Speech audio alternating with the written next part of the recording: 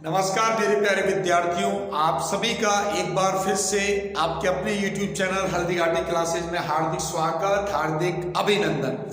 और जैसा कि आप सभी को पता है कि मैथ के अंतर्गत हमारा टॉपिक चल रहा था संख्या पद्धति, जिसका पिछला वीडियो हम अपलोड कर चुके हैं और बहुत ही शानदार, जानदार, जबरदस्त तरीके से आपने उसका रेस्पॉन्स दिया है। तो उसी कड़ी में हम आज का टॉपिक उसी को आगे बढ़ा रहे हैं, संख्या पद्धति को। पिछला जो वीडियो था उसके अंतर्गत हम प्राकृत, पूर्ण संख्याएं, पूर्णांक और साथ ही साथ परिपूर्ण संख्याएं यानी परफेक्ट नंबर, इनके बारे में चर्चा कर चुके थे। तो आज का जो टॉपिक है, आज का जो सेशन है, वो भी बहुत ही शानदार और जबरदस्त होने वाला है, क्योंकि संख्या पद्धति जो हमारा टॉपिक है, ध्यान दीजिए, हमारा टॉपिक चल रहा था मेरे प्यारे विद्यार्थियों संख्या पद्धति।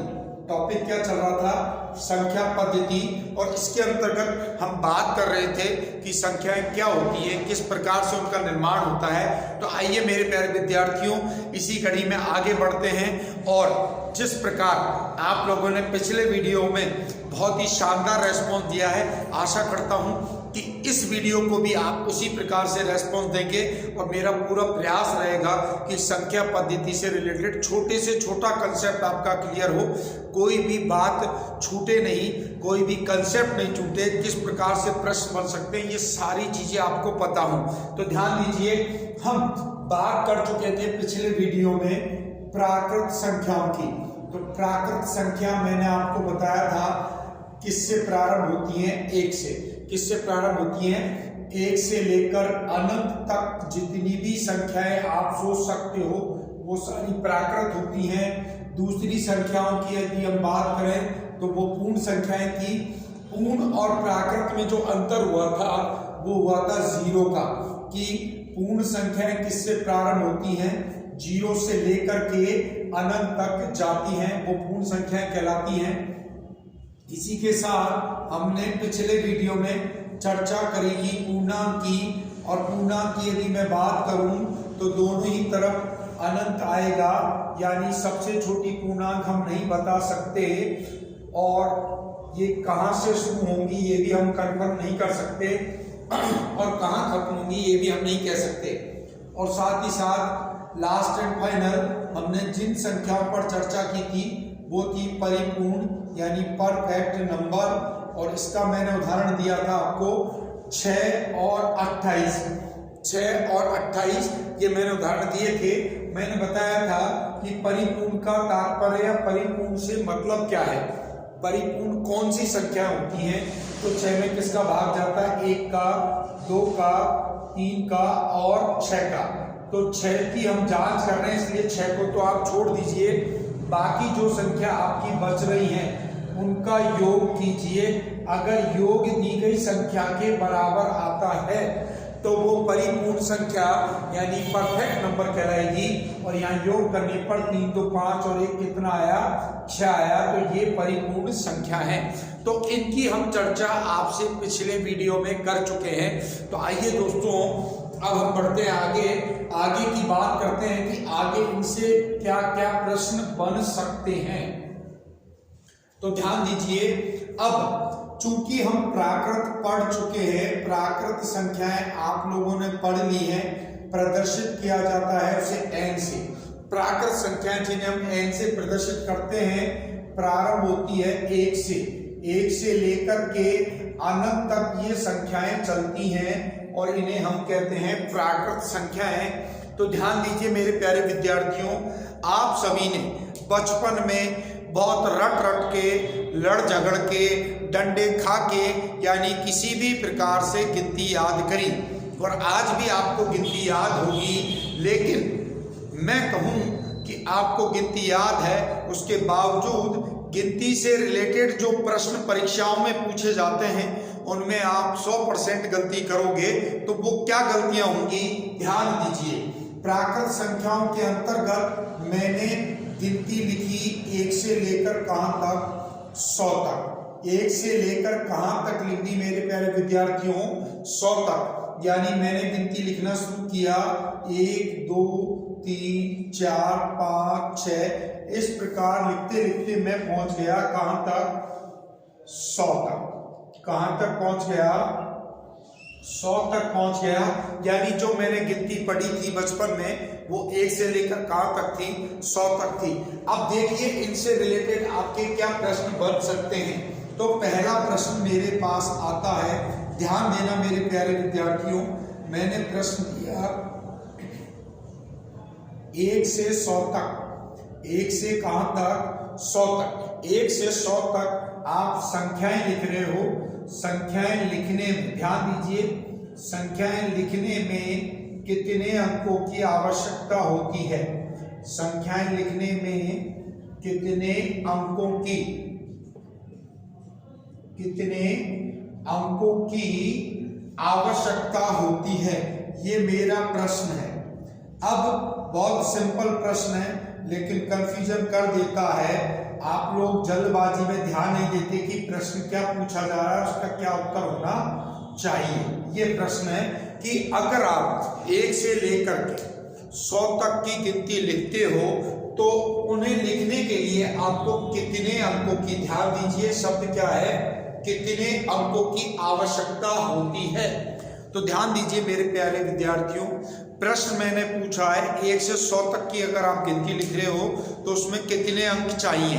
तो ध्यान दीजिए, चाहे प्रश्न में पूछूं 1 से 100 तक संख्या लिखने में कितने अंक चाहिए, मैं पूछूं 1 से 200 तक संख्या लिखने में कितने अंक चाहिए, मैं पूछूं 1 से 300 तक संख्या लिखने में, यानी 1 से लेकर अनंत तक आप कोई भी संख्या ले लीजिए, आपको उन्हें लिखने में कितने अंकों की आवश्यकता चाहिए। तो आपका उत्तर हमेशा आएगा 10। आपका उत्तर हमेशा कितना आएगा? 10 आएगा। ध्यान दीजिए, जब वो केवल ये पूछ रहा है कि 1 से 100 तक, 200 तक, 300 तक, 500 तक, जो भी आप संख्या सोच सकते हो, संख्या लिखने में कितने अंकों की आवश्यकता है, तो उत्तर आएगा हमेशा 10, क्योंकि अंक होते हैं 10। 0 से लेकर के हम 9 तक अंकों का प्रयोग करते हैं इन संख्याओं को लिखने में। तो कुल मिलाकर हमें कितने अंक चाहिए? 10 अंक चाहिए। तो ये सवाल कोई प्रॉब्लम नहीं करेगा, प्रॉब्लम करेगा ये सवाल कि 1 से, ध्यान देना मेरे प्यारे विद्यार्थियों, 1 से 100 तक संख्याएं लिखने में, 1 से 100 तक संख्याएं लिखने में कुल कितने अंकों की आवश्यकता होती है?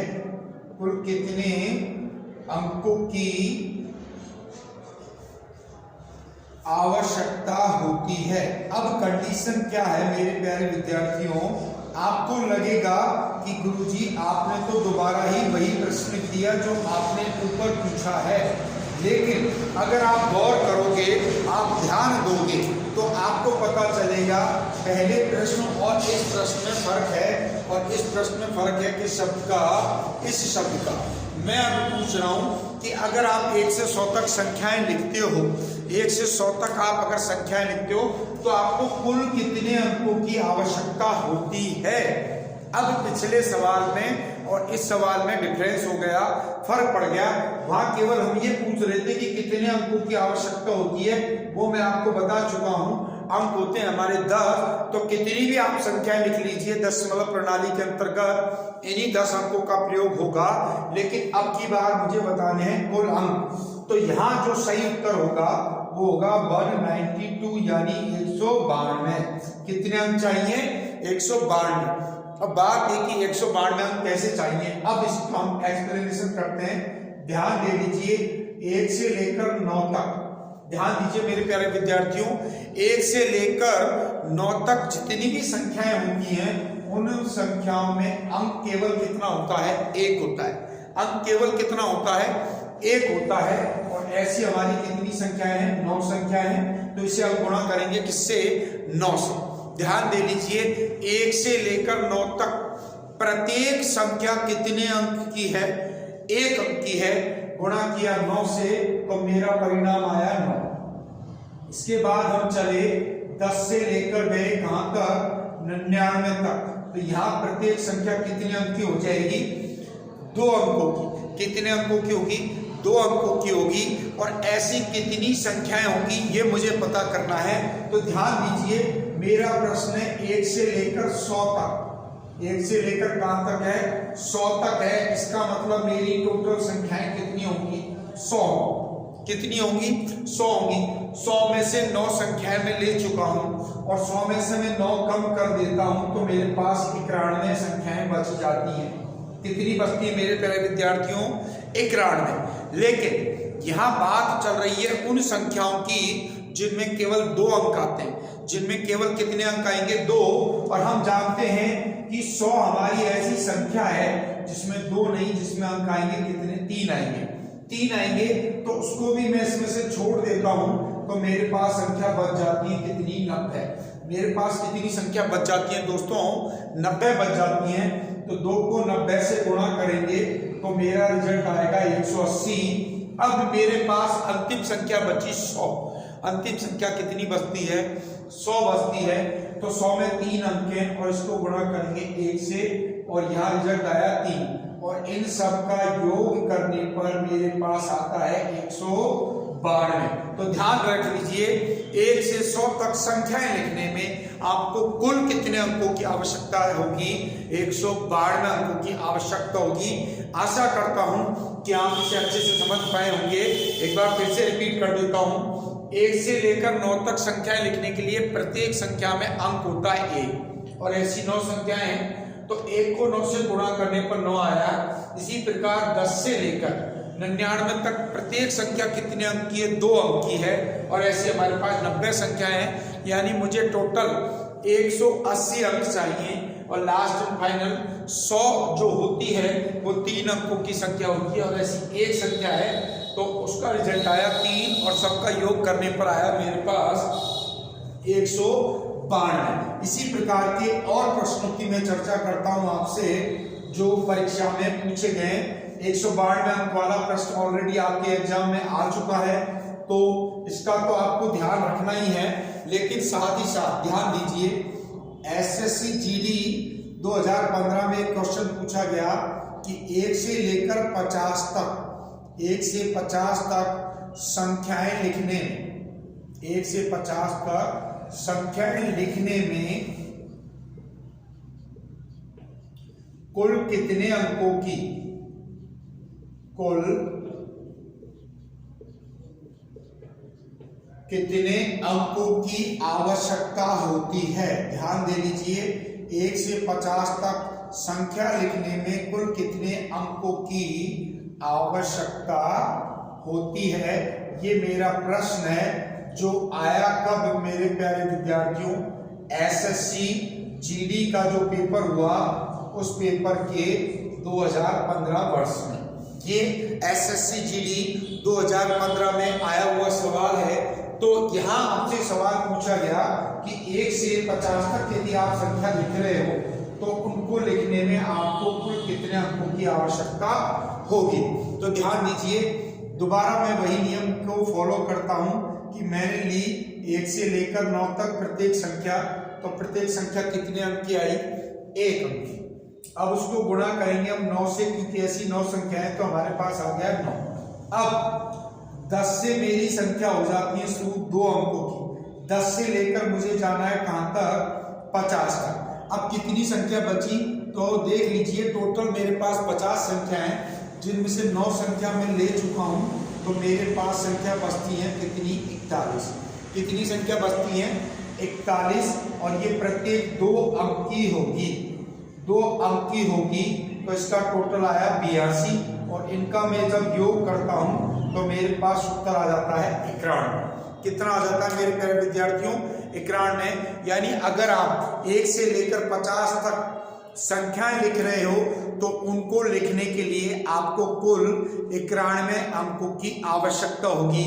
आशा करता हूं ये कंसेप्ट भी आपका क्लियर होगा। अब हम आगे बढ़े तो इसी प्रकार का एक सवाल और पूछा गया और वो पूछा गया किसमें? ध्यान दीजिए, 1 से लेकर 1000 तक संख्या लिखने में कुल कितने अंकों की आवश्यकता होगी। और ये प्रश्न है एसएससी सीजीएल 2005 का। अब ये मत सोचना कि 2005 में आया तो सर बहुत टाइम हो गया, क्योंकि क्वेश्चन रिपीट होते हैं तो कोई भरोसा नहीं है कि ये सवाल भी आपको दोबारा मिले। तो ध्यान दीजिए, यहाँ मुझे 1 से लेकर कहां तक जाना है, 1000 तक जाना है। तो सबसे पहले मैंने लिया कि 1 से लेकर 9 तक की यदि संख्या गिनता हूं तो प्रत्येक संख्या 1 अंक की, और ऐसी कितनी संख्या हो गई, 9 हो गई। फिर इसके बाद आते हैं हम 2 अंकों पे, तो 10 से लेकर 99 तक प्रत्येक संख्या 2 अंक की हुई। 10 से लेकर 99 तक प्रत्येक संख्या 2 अंकों की हुई। अब दिमाग में आएगा ऐसी संख्या कितनी है, तो ऊपर पे संख्या लिख रहा हूं 9, तो 9 ही लिख दीजिए, 9 के आगे क्या लगा दीजिए, 0। अब आपको करना कुछ नहीं है, जैसे जैसे अंक बढ़ते जाएंगे वैसे वैसे 9 तो आएगा ही आएगा, 9 के साथ आपको केवल क्या बढ़ाना है, 0 बढ़ाना है। क्या बढ़ाना है मेरे प्यारे विद्यार्थियों, 0 बढ़ाना है। इसी प्रकार अब मैं 3 अंकों पे चला, तो 100 से लेकर के 999 तक प्रत्येक संख्या 3 अंक की हो गई, और ऐसी संख्या होंगी 900। ध्यान दीजिए, सबसे पहले मैंने 9 लिखा, फिर मैंने 90 लिखा, फिर मैंने 900 लिखा। आप बढ़ाते जाइए, 9000, 90000, 9 लाख, इस प्रकार से क्रम बढ़ता ही जाएगा। और लास्ट में फाइनल मेरी संख्या रही 1000। 1000 तक मुझे गणना करनी है, वो संख्या होगी 4 अंकों की, और ऐसी केवल एक संख्या होगी। अब इनका गुणनफल देखिए, 1 को 9 से गुणा किया 9, 90 को 2 से गुणा किया 180, और 900 को 3 से गुणा करोगे 2700, और 4 को 1 से गुणा करेंगे तो 4। इन सबका मुझे टोटल करना है, तो 9 और 4 13, 8 और 1 9, 7 और 1 8, 2 का 2, तो टोटल मेरे अंक आ गए 2893। यानी 1 से लेकर 1000 तक यदि आपको संख्याएं लिखनी है तो उनको लिखने के लिए आपको कुल कितने अंक चाहिए, 2893। अब इस प्रकार से आप कोई भी संख्या लीजिए, उनका आप उत्तर निकाल सकते हो। जैसे नॉर्मली मैं प्रश्न बनाऊं कि 1 से लेकर मुझे संख्या लिखनी है 500 तक। 1 से लेकर मेरे प्यारे विद्यार्थियों कहां तक लिखनी है, 500 तक मुझे संख्याएं लिखनी है, तो मुझे कुल कितने अंक चाहिए। तो पहला क्रम बना, 1 से लेकर 9 तक प्रत्येक संख्या 1 अंक की, और ऐसी संख्याएं कितनी हो गई, 9 हो गई। फिर इसी प्रकार 10 से लेकर 99 तक हम गए, तो प्रत्येक संख्या 2 अंक की, और ऐसी संख्या होगी कितनी, 90। अब आप गौर करिए, 90 और 9 मिलके हो गए 99। 500 में से मैं 99 कम करता हूं तो मेरे पास आता है 401। कितना आता है, 401। यानी 100 से लेकर 500 तक प्रत्येक संख्या 3 अंक की, और अंक कितने होंगे, 401 हो गए। ओ सॉरी, अंक नहीं, संख्या कितनी हो गई, 401 हो गई। अब इनको गुणा करते हैं, 9 का 9 आ गया, 90 दूनी 180, और 401 को 3 से गुणा किया तो 1203 आ गए। टोटल करा 9 3 12, 8 और 1 9, 2 और 1 3, 1 का 1, 1392। कुल कितने अंक चाहिए मुझे, 1392 अंक चाहिए 1 से लेकर 500 तक संख्याएं लिखने में। तो ये पहला कंसेप्ट था आपका कि 1 से लेकर के आप कोई भी अनंत तक संख्याएं लिख रहे हो तो उनके अंक ज्ञात करने का नियम क्या होता है, और आशा करता हूं कि ये नियम आपके बिल्कुल क्लियर हुआ होगा। इसके अतिरिक्त यदि मैं बात करूं कि भाई संख्याओं के अंतर्गत गिनती से रिलेटेड क्या प्रश्न बन सकते हैं, तो ध्यान दीजिए। अब इनके अतिरिक्त आपके जो प्रश्न बनेंगे वो कौन कौन से होंगे, ध्यान दीजिए। तो क्वेश्चन मैंने किया कि 1 से लेकर के 100 तक, ध्यान दे दीजिए, 1 से लेकर 100 तक संख्याएं लिखने में, 1 से 100 तक संख्याएं लिखने में अंक 1 का प्रयोग कितनी बार होता है।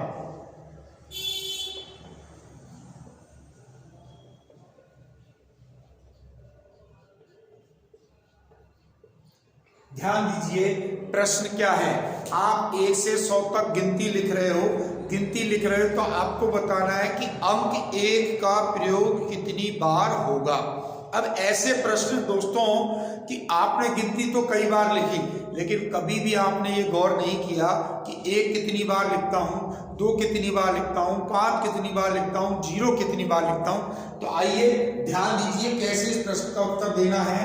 आपको आंसर याद रखना है, पूरी मैं एक्सप्लेनेशन करके आपको बता रहा हूँ। सबसे पहले मैं 1 लिखूंगा, उसमें 1 का प्रयोग होगा। 1 के बाद मेरी अगली संख्या आएगी 10, जिसमें 1 का प्रयोग होगा।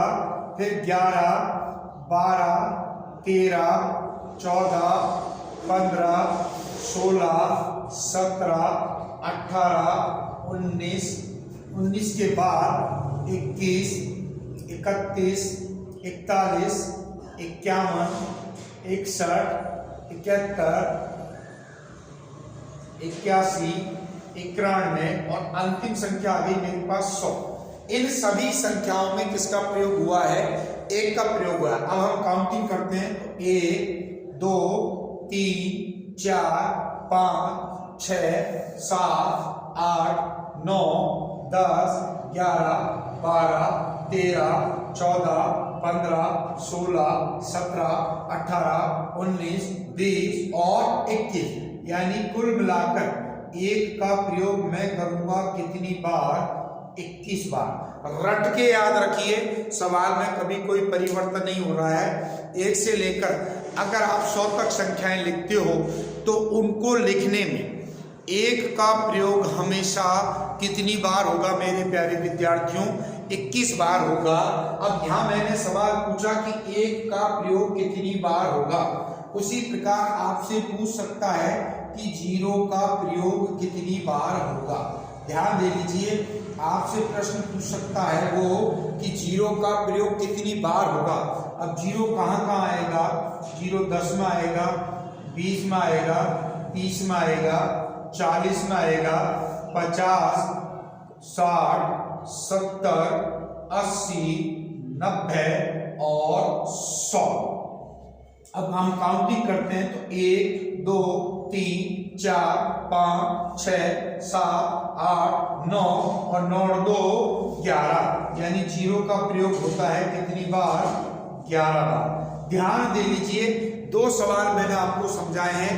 पहला प्रश्न मैंने आपको समझाया है कि 1 से लेकर 100 तक यदि हम संख्या लिखते हैं तो उसमें 1 का प्रयोग कितनी बार होता है? मेरे प्यारे विद्यार्थियों 21 बार 1 का प्रयोग होता है संख्या लिखने में। इसी प्रकार 1 से 100 तक यदि आप संख्याएं लिख रहे हो तो 0 का प्रयोग होगा 11 बार। 0 का प्रयोग कितनी बार होगा? 11 बार होगा।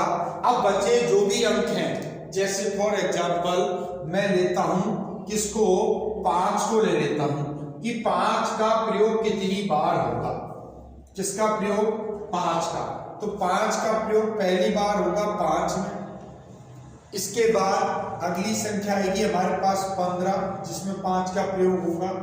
25 जिसमें 5 का प्रयोग होगा।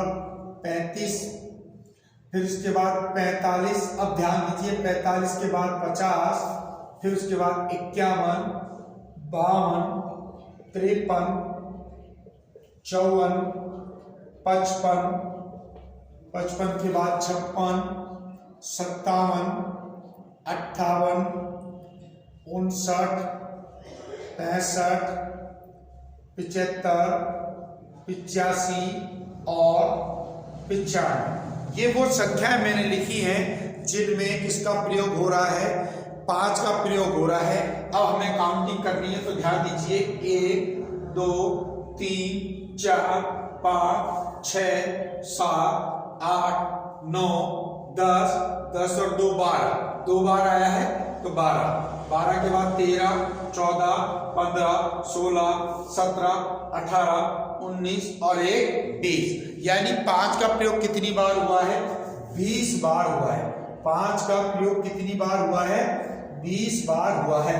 तो अब आपको रट के याद रखना है 1 का प्रयोग, ध्यान दे लीजिए, 1 का प्रयोग होता है मेरे प्यारे विद्यार्थियों 21 बार। मैंने आपको पूरी व्याख्या करके बताया है। जीरो की यदि मैं बात करूं तो जीरो का प्रयोग होता है मेरे प्यारे विद्यार्थियों 11 बार। बाकी जो शेष है, बाकी जो शेष रहे, 2 रहा, 3 रहा, 4 रहा, 5 रहा, 6, 7, 8 और 9, इन सब का प्रयोग होता है 20 बार। कितनी बार प्रयोग होता है? 20 बार। तो अच्छे से आप इसको दिमाग में फिट कर लीजिए कि जब भी मैं 1 से 100 तक की गिनती लिखूंगा तो अंक 1 का प्रयोग करूंगा 21 बार, अंक 0 का प्रयोग करूंगा 11 बार, और बाकी जो बच गए यानी 2, 3, 4, 5, 6, 7, 8 और 9, इनका प्रयोग होगा टोटल 20 बार। तो ये वो प्रश्न थे मेरे प्यारे विद्यार्थियों जो किससे रिलेटेड हैं। जब आप 1 से 100 तक की गिनती लिखते हो तो उनसे रिलेटेड सवाल आपसे पूछे जा सकते थे। सारे सवाल मैंने आपको बताए हैं और आशा करता हूं कि आप लोगों को ये कंसेप्ट बिल्कुल क्लियर हुआ होगा। तो देखो, मेरा एक ही आग्रह है, हमारी तरफ से हम अच्छा नहीं बहुत अच्छा आपको देने का प्रयास कर रहे हैं। यदि आपको क्लास अच्छी लगती है, आपको लगता है कि हमारे कंसेप्ट क्लियर हो रहे हैं, तो लाइक किया कीजिए, शेयर कर दिया कीजिए और कमेंट जरूर किया कीजिए कि आपको क्लास कैसी लगी। ठीक है दोस्तों, चलिए स्क्रीनशॉट ले लीजिए। आगे बढ़ते हैं संख्या पद्धति के अंतर्गत कुछ नई संख्याओं के बारे में आज हम चर्चा करेंगे, तो ध्यान दीजिए। अगली जो संख्याओं पर हम चर्चा करने वाले हैं, हमने प्राकृत पढ़ ली, हमने पूर्ण संख्या पढ़ ली, हमने पूर्णांक पढ़ ली। अब बात है कि अब नई संख्याएं कौन सी हैं। तो कुछ विशेष संख्याओं की आज मैं चर्चा करूंगा। विशेष संख्याएं क्यों हैं? क्योंकि उनके साथ कुछ विशेष तथ्य या विशेष कंसेप्ट जुड़ा हुआ है और उसके अंतर्गत मैं आज आपके सामने बात करूंगा किसकी? रामानुजन संख्या की। कौन सी संख्या है मेरे प्यारे विद्यार्थियों? रामानुजन संख्या। ध्यान दे दीजिए, इसे एक नाम से और जाना जाता है जिसे हम बोलते हैं टैक्सी कैब नंबर।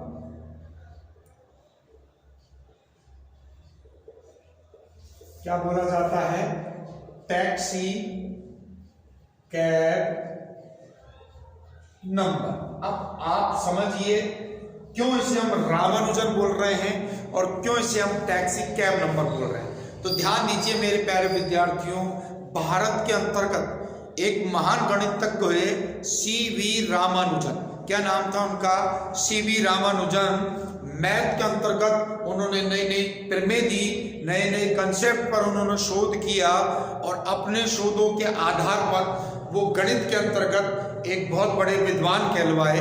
तो ध्यान दीजिए, जब वो कोई प्रमेय दे रहे हैं, जब वो किसी कंसेप्ट पर शोध कर रहे हैं, तो अपने शोध जो थे, प्रमेय जो थे, जो नए नए कंसेप्ट थे, उनको भेजते थे कहां पर?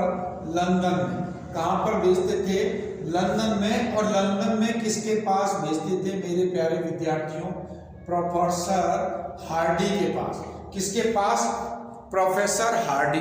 ये भी एक बहुत बड़े गणितज्ञ हैं। इनके पास वो अपने शोध को भेजा करते थे कि आपने ये कंसेप्ट दिया है या मैथ के अंतर्गत ये कंसेप्ट चल रहा है, इसके अंतर्गत ये परिवर्तन हो सकता है और उससे इन नई प्रमेयों का निर्माण हो सकता है। तो एक बार प्रोफेसर हार्डी आए भारत। कहाँ गए मेरे प्यारे विद्यार्थियों? भारत आए तो उन्होंने करी एक टैक्सी बुक अपने निश्चित स्थान पर पहुंचने के लिए, यानी रामानुजन से मिलने के लिए उन्होंने एक टैक्सी बुक करी और उस टैक्सी का नंबर था मेरे प्यारे विद्यार्थियों 1729। ध्यान दीजिए, उस टैक्सी का नंबर था 1729, जिसके लिए उन्होंने कहा, हार्डी जी ने कहा, what is a worst number? What is a worst number? उनके अकॉर्डिंग, उनके अनुसार ये शब्द थे कि कितना खराब नंबर है। उन्होंने क्या कहा कि कितना खराब नंबर है। टैक्सी का नंबर था 1729। अब रामानुजन जी ने जब ये सुना तो वो पीछे पड़ गए 1729 के कि प्रोफेसर हार्डी ने ये बात कही है कि कितना खराब नंबर है, तो मुझे इस नंबर पर शोध करना है, इस नंबर को विशेष बनाना है। और इन्होंने इस नंबर से जुड़ा हुआ विशेष तथ्य ढूंढा और उस तथ्य के कारण ही हमने उसे कहा रामानुजन संख्या। क्या कहा? रामानुजन संख्या कहा। क्यों कहा? क्योंकि इस तथ्य को देने वाले कौन थे? सीवी रामानुजन थे। और टैक्सी कैब नंबर अब आप समझ गए होंगे क्यों कहा गया, क्योंकि जिस टैक्सी को प्रोफेसर हार्डी ने बुक किया था उसका नंबर था 1729। अब बात ये कि इसकी विशेषता क्या है, इसकी क्या विशेषता है, तो ध्यान दे लीजिए। 1 का घन प्लस 12 का घन, 1 का घन होता है 1, 12 का घन होता है 1728, दोनों का मैं योग करता हूं तो योग आता है 1729। 1 का घन किया और 12 का घन किया तो योग आया 1729। अब आप कह सकते हो इसमें कौन सी विशेषता है? ये तो बहुत सारी संख्याओं में मिलेगा, लेकिन अभी ध्यान दीजिए, अभी पिक्चर बाकी है। 1 का घन और 12 का घन योग करने पर 1729 आया। फिर मैंने किया 9 का घन और मैंने किया 10 का घन, तो 9 का घन 729 और 10 का घन हो गया 1000। इनका भी योग आता है 1729। और ये विशेषता आपको किसी अन्य संख्या में नहीं मिलेगी। इस तथ्य को ढूंढने वाले कौन थे? रामानुजन थे। उन्होंने ही ये तथ्य सर्वप्रथम बताया कि यदि, ध्यान दे लीजिए, अब परिभाषा आ रही है संख्या की, यदि कोई संख्या 2 बार, ध्यान दे लीजिए, 2 बार 2 अलग अलग घनों के योग के रूप में लिखी जा सके, 2 अलग अलग घनों के योग के रूप में लिखी जा सके, तो उसे हम कहेंगे कौन? रामानुजन संख्या। कौन सी संख्या कहेंगे मेरी प्यारे विद्यार्थियों? रामानुजन। और इसका इकलौता उदाहरण है 1729।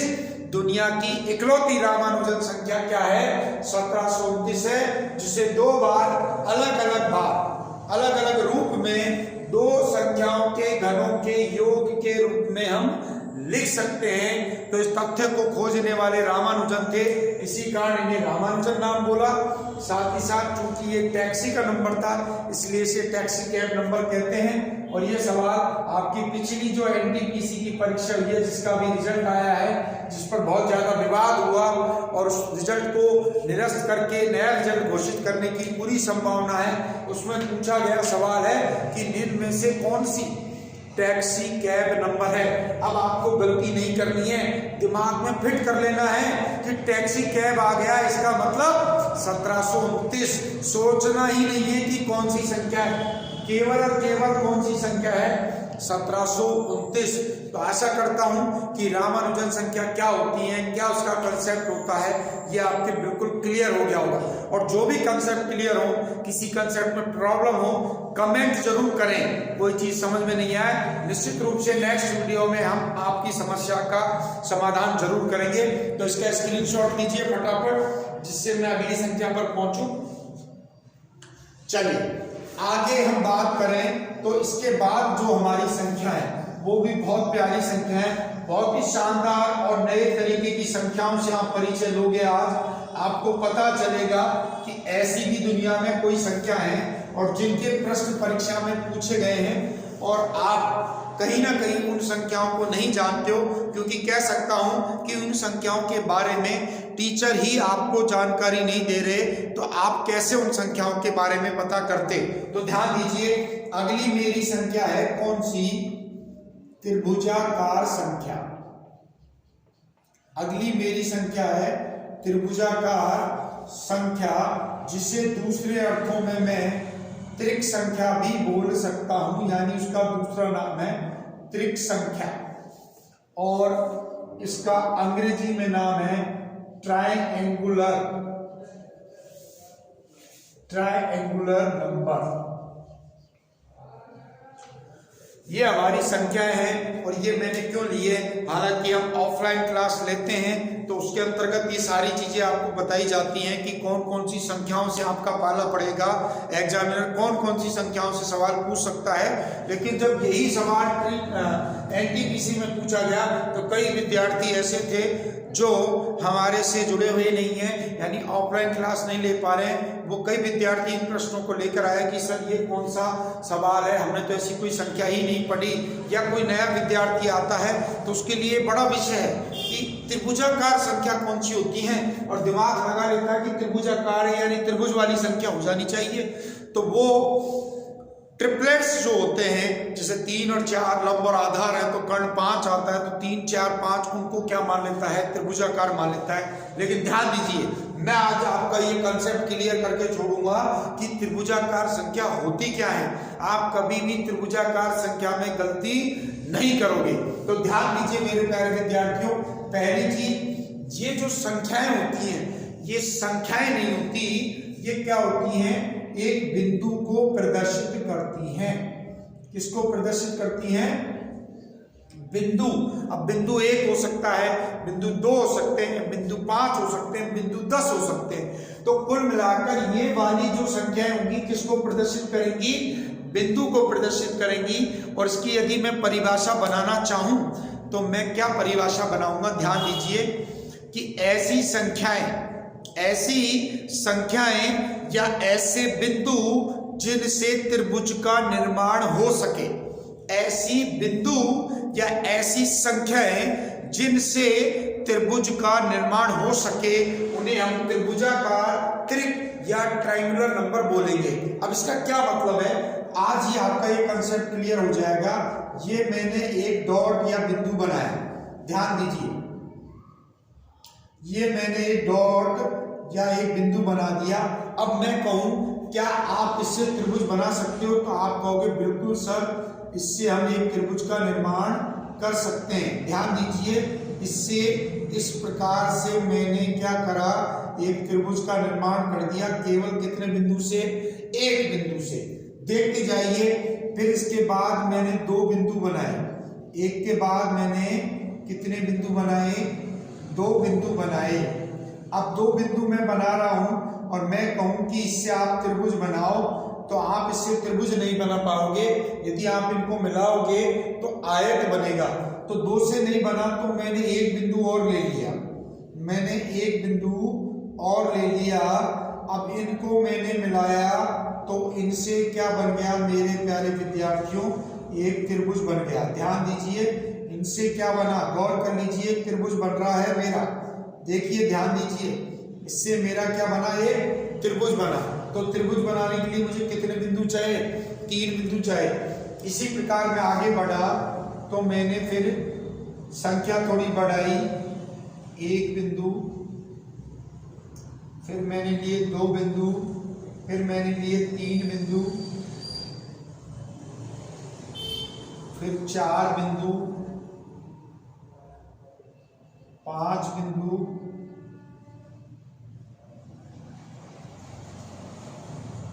और ये 6 बिंदु। टोटल कितने बिंदु लिए मैंने, 6 बिंदु लिए।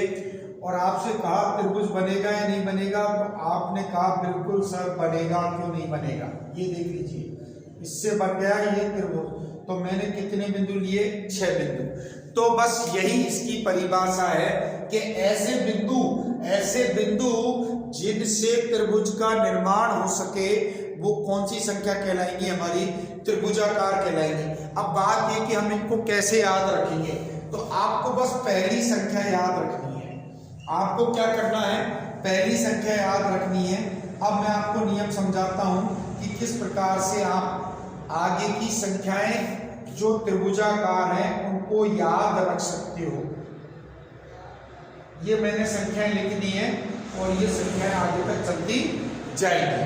तो पहली शर्त तो ये कि जो हमारे त्रिभुजाकार संख्या होती है उनमें लगातार 2, ध्यान दीजिए, लगातार 2 क्रमागत संख्याओं को यदि आप लोगे, लगातार 2 क्रमागत त्रिभुजाकार संख्याओं को यदि आप लोगे, तो उनका योग जो आएगा वो हमेशा पूर्ण वर्ग होगा।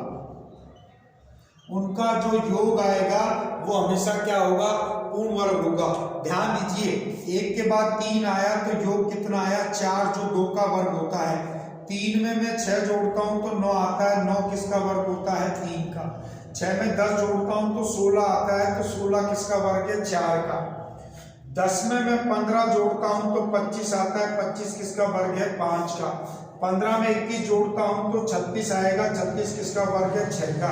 21 में 28 जोड़ा तो 49 आया। 49 किसका वर्ग है? 7 का।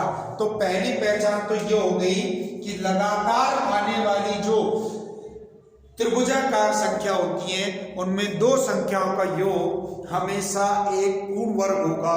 दूसरी पहचान देखिए, 1 के बाद 3 आई हमारी त्रिभुजाकार, तो डिफरेंस 2 का। 3 के बाद 6 आई, 3 का अंतर। 6 के बाद 10 आ गई, 4 का अंतर। 10 के बाद 15 आ गई, 5 का अंतर। फिर 21 आ गई, 6 का अंतर। फिर 28 आ गई, 7 का अंतर। तो आप गौर करिए, क्रमागत रूप से अंतर चल रहा है 2 का, 3 का, 4 का, 5 का, 6 का और 7 का। अब मैं आपसे पूछूं कि अगली त्रिभुजाकार संख्या कौन सी होगी, तो 7 की जगह आपको 8 जोड़ने हैं। 28 में 8 जोड़ोगे तो 36 आएगा, और 28 और 36 को जोड़ोगे तो 64 आएगा। फिर अगली बात करें तो 36 में 9 जोड़ दीजिए, 45 आएगा। 36 और 41 को जोड़ेंगे 81 आएगा। तो इस प्रकार से आपकी ये सारी कौन सी संख्याएं हैं? त्रिभुजाकार संख्या। सबसे पहली त्रिभुजाकार संख्या होती है मेरे प्यारे विद्यार्थियों 1, उसके बाद 3, 6, 10, 15, 21, 28, 36, 45। इस प्रकार से आपकी त्रिभुजाकार संख्या चलती जाएगी। तो आशा करता हूं कि अब अगर इन फ्यूचर में कभी भी आपसे त्रिभुजाकार या त्रिक या ट्रायंगुलर नंबर पूछा जाएगा तो आप गलती नहीं करोगे। और ये वो संख्या है मेरे प्यारे विद्यार्थियों जो आपको कई बुकों में तो मिलेगी नहीं, लेकिन आपके लिए, केवल और केवल आपके लिए पूरा प्रयास किया है कि संख्या पद्धति क्या, मैथ की कोई भी प्रश्नावली आ जाए, एक छोटे से छोटा कंसेप्ट हम लेंगे, एक छोटे से छोटा प्रश्न हम लेंगे। आप जब भी परीक्षा दोगे तो आप ये नहीं कह सकते कि मैथ में हमारी कमी रह गई या मैथ हम ढंग से नहीं पढ़ पाए, कि ये सवाल हमने पढ़े ही नहीं। जो भी सवाल बन सकते हैं, जैसे प्रश्न में आज एग्जाम में आ सकते हैं, वो सारे प्रश्नों की हम चर्चा करेंगे। फटाफट से इसका स्क्रीनशॉट लीजिए आप सभी। तो आज के लिए मेरे प्यारे विद्यार्थियों इतना ही। आज हमने एक तो बात करी गिनतियों की, कि गिनती से रिलेटेड आपके कौन कौन से प्रश्न बन सकते हैं। साथ ही साथ दो विशेष संख्याओं के बारे में हमने चर्चा की है। एक संख्या थी हमारी रामानुजन और एक संख्या आपकी त्रिभुजाकार। नेक्स्ट जो वीडियो होगा बहुत ही शानदार होने वाला है, क्योंकि उसमें हम चर्चा करेंगे अभाज्य संख्याओं की। अभाज्य संख्या वो संख्याएं हैं जिनके संख्या पद्धति के अंतर्गत सर्वाधिक प्रश्न पूछे जाते हैं। तो जिस प्रकार आपने हमारे फर्स्ट वीडियो को रेस्पॉन्स दिया है, उसी प्रकार इन वीडियो को भी आपको इसी प्रकार शेयर करना है, लाइक करना है। और मैं फिर कहूँगा, कोई भी प्रॉब्लम, कोई भी समस्या हो तो आपको कमेंट जरूर करना है। मैं आपके साथ हूँ। शानदार, जानदार और जबरदस्त क्लासें आपके लिए लेके आऊँगा, और बिल्कुल आपका एक एक कंसेप्ट क्लियर होगा, और निश्चित रूप से आप आगामी प्रतियोगी परीक्षाओं में फतेह हासिल करोगे। तो मिलते हैं दोस्तों नेक्स्ट वीडियो में। तब तक के लिए जय हिंद, जय भारत, धन्यवाद।